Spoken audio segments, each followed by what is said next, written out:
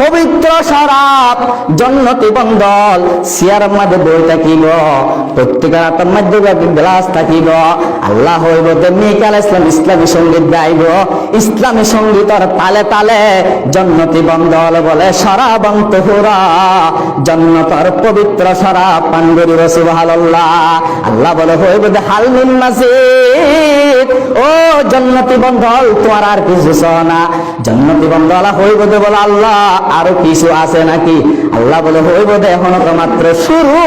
আল্লাহ বলে হইব ও দাউদ পয়গম্বর, আয় তোমার দুনিয়ার জীবনে জবুর কিতাব দিলাম, জবুরের তেলাওয়াত দুনিয়ার জীবনে বললে দুনিয়া সমুদ্রের মাঝে পর্যন্ত আইনের তেলাওয়াত শুনিত।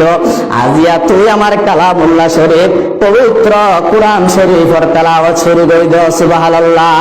দাউদ আলাইহিস সালাম বলে ফরিব তাবারাকাল্লাযী বিয়াদিহিল মুলক ওয়া হুয়া আলা কুল্লি শাইইন কাদির। আল্লাহ বলে হইব জান্নাতি তোমার আরো কিছু চাও না?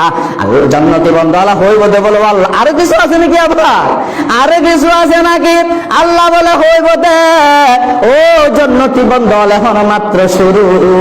তখন বলে হইব পয়গম্বর আয় তোমার ঘরে কোরআন শরীফ নাযিল করে গেলাম। আমার পয়গম্বর দিকে প্রধান অতিথি আছে, প্রধান অতিথি আমার পয়গম্বরের হইব পয়গম্বর দুনিয়ার জমিনত কোরআন শরীফ তুমি তেলাওয়াত করলে আবু জিহিল্লা তারা পর্যন্ত আইনা রাতে শুরু করি শুনিত। আজি এক কোরআন শরীফ তুমি তেলাওয়াত শুরু করে দাও, এমন তেলাওয়াত করিবা যাতে জান্নাতি অল মুগ্ধ হয়ে যাবে। সুবহানাল্লাহ। আমার পয়গম্বরের দিন বলে সূরাতুল ইয়াসিন তেলাওয়াত করিব।